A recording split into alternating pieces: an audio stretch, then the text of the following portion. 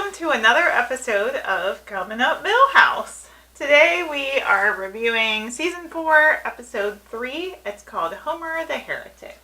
That's right. So Homer gets up for church on Sunday morning, one morning, and he splits his pants and he decides, I'm not going to church today. So he sends Marge and the kids and he stays home and he has the best day possible because he's all by himself and can do whatever he wants. Whatever he wants. And he just clowns around the house and just has a great time. So when Marge and the kids come back, he announces that he's not going to church ever again. He's going to stay home from then on. And Marge isn't too happy with him about this. Nope. And she spends the episode trying to get people around him that might change his mind.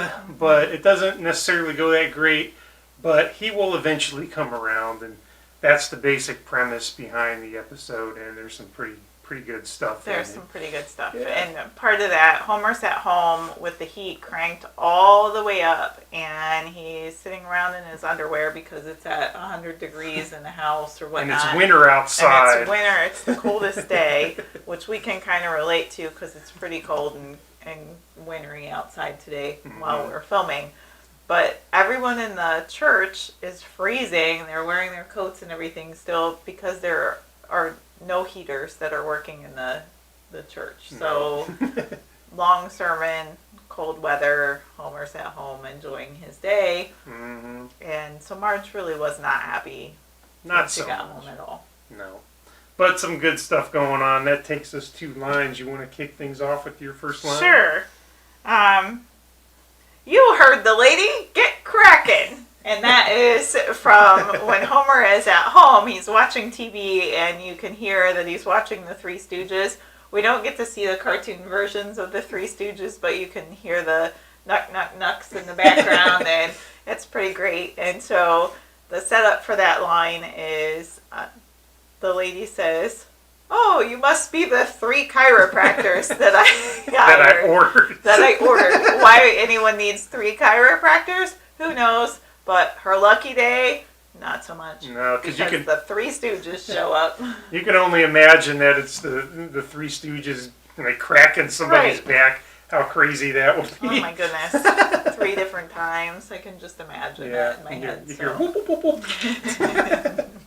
So that was my first line. What about you? Very good. So my first line is toward the beginning when Homer's by himself and like she said, it was cold outside. He's in the shower and it's warm and he's all cozy and he's got one of them shower radios and the guy on the radio is like, it's 11 kVBL degrees below zero. I hope wherever you are, it's someplace warm. And Homer says, you bet your sweet ass. So he pauses for a moment because he realizes that no one's around and he can say whatever he wants and not offend anyone or bother the kids or Marge. So he instead of cleaning it up, that's what he blurts out. And that pause is what's so great because he's like, "Oh, I could say it," and he says it. That's pretty great. And leading into that line, he leaves the door open to use the restroom. So I'm sure that he is in the shower with the door open as well. Because he just was like, look at me, I'm in the bathroom with the door open. And he's just having such a grand time being alone in the house. So it's pretty great. It's good. What about line 2? All right, I have to pick my notebook up and read this for you because it's a long one. So here's my Simpsons notebook. Last year, tornadoes claimed the lives of 75 Jewish clowns. The worst incident was during our convention in Lubbock, Texas. There were floppy shoes and rainbow wigs everywhere. So Krusty the Clown, on one of the Sundays that Homer is home waiting for the family to return from church, Krusty is going around for the group of Jewish clowns trying to raise money for their organization. And that was his reasoning that, Yeah. It was a tragedy. Some tragic experiences for clowns, and he's trying to raise money. And Homer's like, wait, is this a religious thing? And he's like, a religious clown thing? Well, that takes me into my second line. So he goes to Moe's about halfway through the episode, and he gets on the phone, and he's calling work, and he says, "Hello, work? Homer Simpson. I won't be coming in tomorrow. Religious holiday. The feast of maximum occupancy."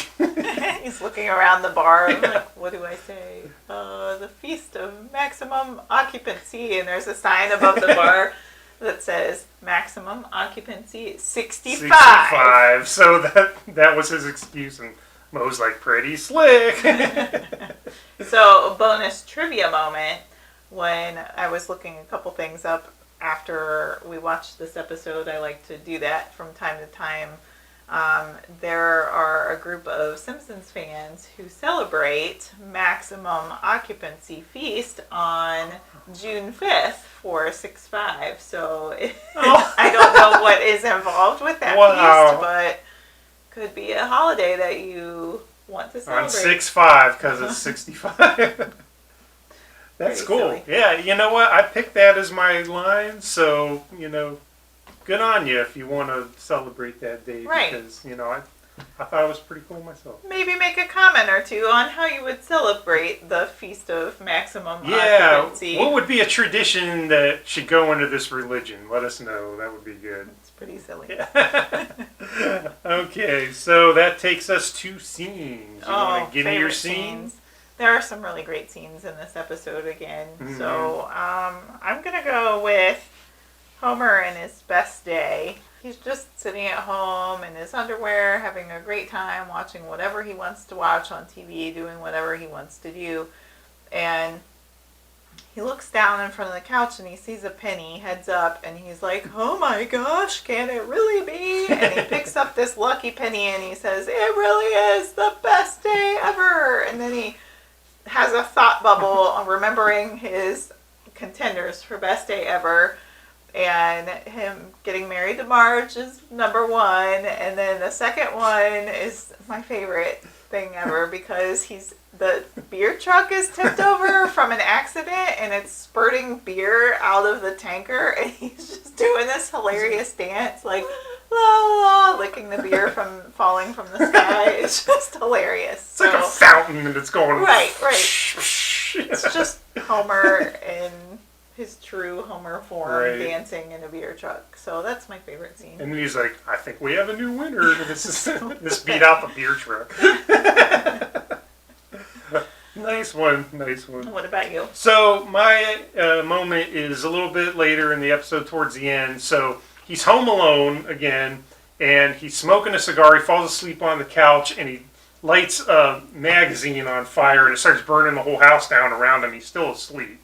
And then Ned Flanders shows up and kicks the door in, runs in there like an action hero, picks Homer up, and he's trying to get him out, and the beam falls in front of the door, and so he has to drag him upstairs. And Ned, throws a mattress out the window, and then he throws Homer onto the mattress, but Homer hits the mattress, bounces back through the bay window, back into the house, and so Ned's like, all right, and so he jumps out of the window, second floor window, hits the mattress, back flips through the bay window, and then pulls Homer out again. Oh my goodness. So I was like, holy smokes, Ned, that was like some serious action star movie he had there. I was like, he really went to bat for Homer and pulled him out, and I thought it was pretty impressive. So I was pretty impressed with Flanders in that scene too. His adrenaline must have been really high because at one point he just flings Homer over his shoulder and is trying to carry him out of the burning house, and that doesn't work because Homer's a little too heavy and the floor's on fire. So yeah, it's a great scene. Good stuff. I like it. Good choice. About winners and losers. How do you want to do that? It's up to you. You want to go with your winner I'll go with my winner first, and my winner is Snowball 2. And so there's a part early in where Homer has a dream. He falls asleep. He has a dream and he meets God. And in that scene, they're talking and they're, kind of coming to a meeting of the minds about Homer's decision not to go to church. And Snowball 2 comes up and just kind of rubs against God, and God pets his head. And, That's true. And I was like, okay, Snowball, he got a pet and head from God. That's pretty good. But then later in the episode, the part where the house is burning down, Krusty goes in and he comes out and Snowball 2's like all on his face and he's like, I saved your cat. It's like a face hugger. Exactly, it's like the alien. And so I thought, well, Snowball 2, got a pet on head from God and saved by Krusty. It's a pretty good episode for it. What about you? Who's your winner? My winner is Jamshid, who is Apu's nephew, because Apu doesn't have kids yet in the early seasons. But he's basically this little toddler, and he's underneath the counter at the Quickie Mart. And Kearney and the other bullies are standing in front of the counter, and Kearney's eating Frosted Flakes right out of the box without paying for them. And Apu gets the call, or no, he sees in binoculars that, oh no, Old Man Simpson's house is on fire. And so he has to leave to go do his fire duties to save the day. And so he's like, you three behave yourselves. And they're like, ha ha, we'll be fine. And then he, on second thought, he picks up Jean Machid from below the counter and puts him up on the counter. And the kid gets a double barrel shotgun and then he's like, I've been waiting for this day. So and then Kearney's like, and the frosted flakes come out of his face. So yep, that's good. He's my winner. I like it. What about your loser? My loser, I'm going with Itchy, because there's an Itchy and Scratchy segment in this episode. And Itchy gets his tongue tied to the moon. So not only is his tongue stretched way out, he's sleeping through all of this, by the way, and doesn't realize that this is happening. And plus it's a cartoon cat, so, and then the moon gets pulled down and crushes his house. With him in it. Yep. So he's my loser. What about you? Good one. Mine is the makers of Liquid Smoke, because there's a scene early on in the first time that Homer's home alone, and he's like, I'm going to make my patented moon waffle. Ew. And he gets in the fridge and he pulls out some stuff, and he goes to the waffle maker and he's like, caramel? Waffle mix? Liquid Smoke? And he pours a whole jar of Liquid Smoke onto this gooey mass, and it's just so gross looking. And he's like... And he makes the waffle, and he's like, ooh, waffle runoff, and it looks disgusting. And liquid smoke is so powerful. Yeah, You don't need... and he put a whole bottle on. And so I'm thinking, this is doing nothing to make me want to buy that product, so that's why I went with it. And then I was also thinking another loser could be Homer's arteries, because he ate that. He put a stick of butter around it, and he's like, fattening. So it was so silly. gross that... I had to mention that in one of these, so that's why I went with that. All right, well, that was our episode, Homer the Heretic. That was our episode. I do want to mention that the chalkboard gag throws a little bit of recognition back to the last week's episode, where the chalkboard gag is will not defame New Orleans, because they made fun of New Orleans in the song that they were singing that we talked about. So go watch our episode, Streetcar Named Marge, where we talk about that, and you'll see why they had to put this on the chalkboard in this episode. It ties in very good. Nice one. Good pull. So as always, feel free to subscribe in the box below the screen here. Give us a thumbs up. Make some comments in the comments below. Feel free to share your favorite lines, favorite scenes, winners and losers. Make some comments about the Feast for Maximum Occupancy, what you would do to celebrate what would you do that. for that? I'd like to hear that, yeah, for sure. Made up holiday. And let us know if you think that you might celebrate that on June 5th. Mm-hmm. I probably won't remember, but maybe I will. If we can think of it by the time we get to June 5th, we might have to mention it in one of these videos for sure. All right. So thanks for watching. Yep. And until the next time, Jiminy Jillikers.